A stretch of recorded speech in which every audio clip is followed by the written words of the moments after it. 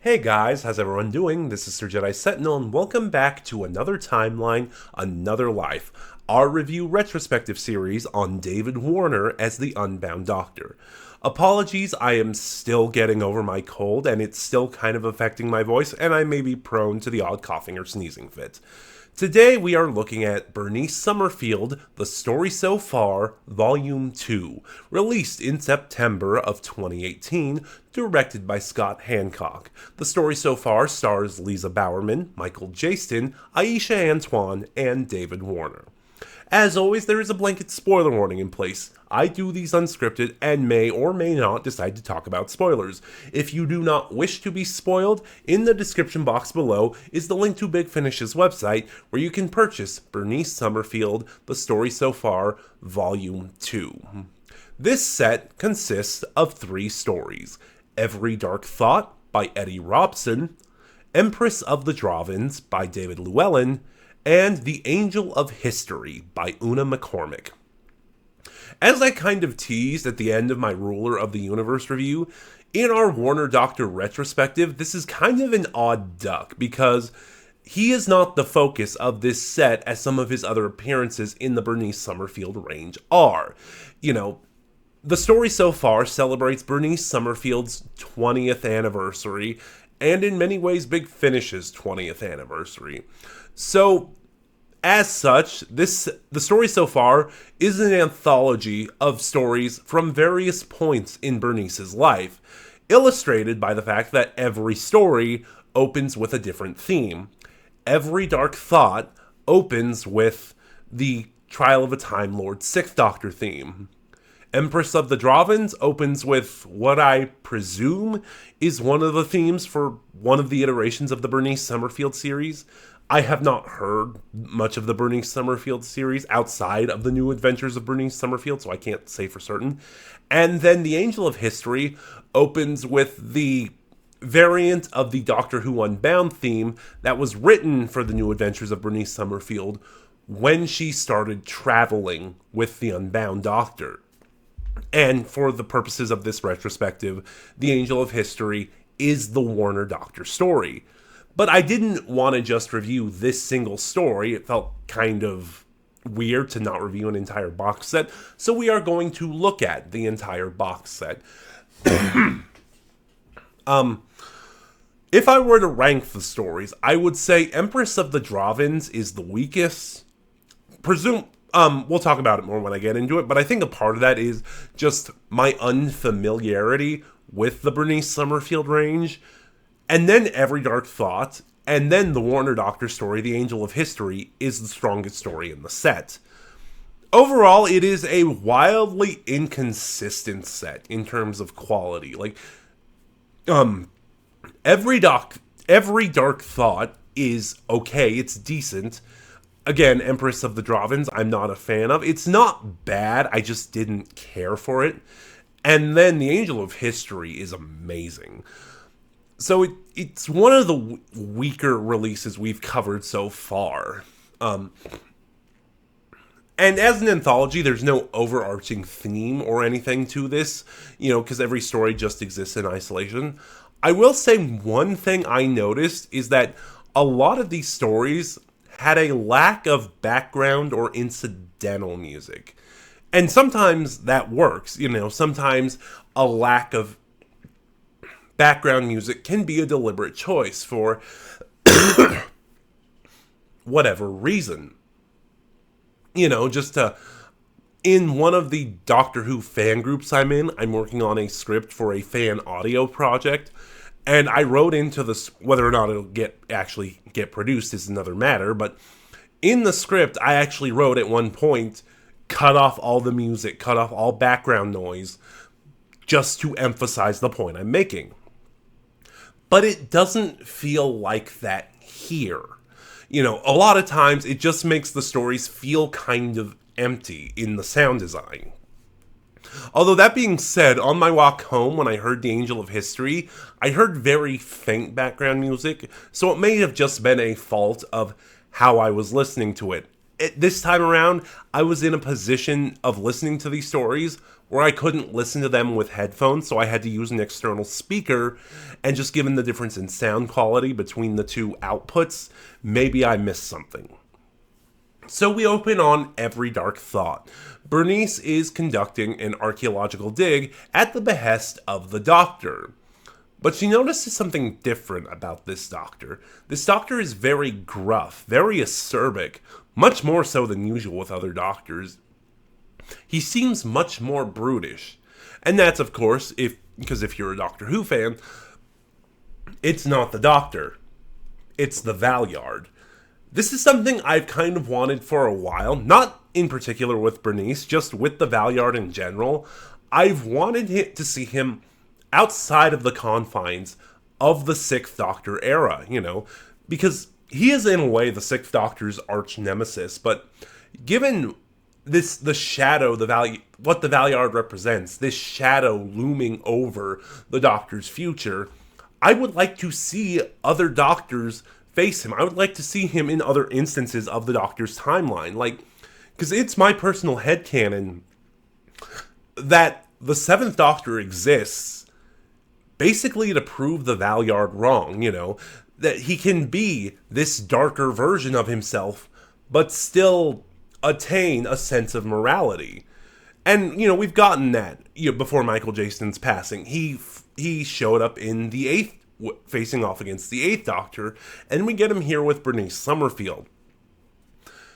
Michael Jason and Bernice Summerfield are okay. They don't have quite the same chemistry that Bernice has with Sylvester McCoy or David Warner in particular. In fact, I think their chemistry is a little flat. But that might just be given the context, because Michael Jason is trying to hide who he is. He's trying not to reveal that he is the Valeyard. And obviously, the dig he is having Bernice conduct is a presumed method of attaining immortality, because one of the things the Valeyard always worries about is that, presumably coming from the end of the Doctor's life, he has this threat of death constantly looming over him, so he's trying to find ways to sustain his life, usually by stealing the Doctor's other lives. But this time he's found a way to try and do that independent of the Doctor. And we have a very interesting read on the Valeyard here. I think the Valeyard works best in anonymity. Every appearance he has made, he's given a different account of his origin. We had Trial of a Time Lord, in which, it said he was a distillation of all of the Doctor's dark sides between his 12th and final incarnation. All of those various dark sides from various doctors fused into one being. And then we've had audio appearances where, the Valeyard said the Doctor, in his final incarnation, created the Valeyard as a way of trying to break the 12 regeneration limit, or, the Time Lords creating him to take the Doctor's place in the Time War. We don't have a definitive origin of the Valeyard, and the anonymity is what makes the character work. The Doctor knows the Valeyard is part of their future, they just don't know when or how. And, excuse me, I'm getting a little phlegmy speaking. And the Valeyard's explanation here is really interesting. He basically says he went insane, basically collapsing under the Doctor's guilt. All the people the Doctor didn't save, all of the wrong choices the Doctor made, all of the threats the Doctor couldn't stop, all of that guilt, all of that shame is eventually built up, and the Valeyard, in a way, is the Doctor going insane, collapsing under that sense of guilt and not wanting to live with it anymore. Like I said, it's a fine story. It's more interesting for the ideas given to the Valeyard than anything else. Empress of the Dravins is next, and it is the weakest story, like I said, in the set. It sees Bernice and a friend of hers, Ruth, presumably again from the Bernice Summerfield series, so I don't know anything about her, arrive on the planet Drava. The Dravins, are a matriarchal alien race who appeared on TV in the first Doctor story, Galaxy 4. If I'm being honest, it's kind of an underrated first Doctor story. Once you get past the slow start, I think the first part of it is the most difficult part to overcome. But once you get past that, it's a decent story. But here, Bernice and Ruth, as time-traveling archaeologists, arrive on Drava at a point before Galaxy 4. So they're a much more primitive race. Although the way the story plays out, it could have been any race. It really didn't need to be the Dravins, which is probably one of my problems with this story. Like, there is nothing really, except for the way Ruth, Aisha Antoine, is depicted on the cover, there is nothing really to signify that it's the Dravins. And the other weak aspect of this story is that it's a story fantasy and sci-fi usually has done to death. And this story, and Empress of the Dravins just brings nothing new to it. Like, let me set it up for you, because trust me, you've heard this one before. Friends or colleagues of some kind, usually on an adventure, be it time travel or some other kind of adventure, come across an ancient or lost civilization. Now, one of the friends is mistaken for a god or a king. And over the course of their stay there, and at first they try to use this to their advantage, trying to find a way to come out ahead or get out of this situation. But over the course of the story, the friend who is presumed, the god or king or what have you, the power starts going to his head, leading to a falling out between our two friends. It is also revealed over the course of the story that the high-ranking figure of this tribe is using this situation merely as a ruse for their own ends. The friend that is not mistaken for the god or the king finds out that this is the machinations of the high-ranking member of this civilization, and finds out that their friend is actually in danger and tries to stop it. Like I said, you have seen this story multiple times before. And the problem is, this story is always contained to either a movie or an episode of a TV show. Like, it's never a multi-episode arc or anything. And that's kind of the problem. To make this trope, to make this type of story work, it really needs time. Like, you need the time to see the power going to a person, in this case, Ruth's head. You need to see the cracks slowly start to form between our two protagonists before they have their falling out. And especially at 55 minutes, this story is not giving Bernice and Ruth the time it needs for these tropes to develop properly and be believable. That is really its biggest problem. And that finally leads us to the Angel of History. And spoilers abound here. This is your last chance. Now this is your last chance. So, to kind of properly set up what we are doing here, the best comparison I can make is Star Trek fans. The Next Generation episode, The Inner Light. That should be all you need. But anyway, so the general premise of this idea, if you've never seen The Inner Light, is Bernice has found a way to experience or live a person's history in a civilization. And over time, she kind of lives out this life, seeing a civilization rise and decline. And she gives an opening monologue kind of explaining what happened here. She explains how the planet she's on, which is never named, has been at peace for so long that essentially at this point, it's trying to find reasons for conflict. So Bernice is living the life of an archaeologist named Annis. And on this planet, she... God, how do I... Sorry. I really want... I'm getting into the nitty-gritty of it, and I kind of want to go over the bigger themes of it.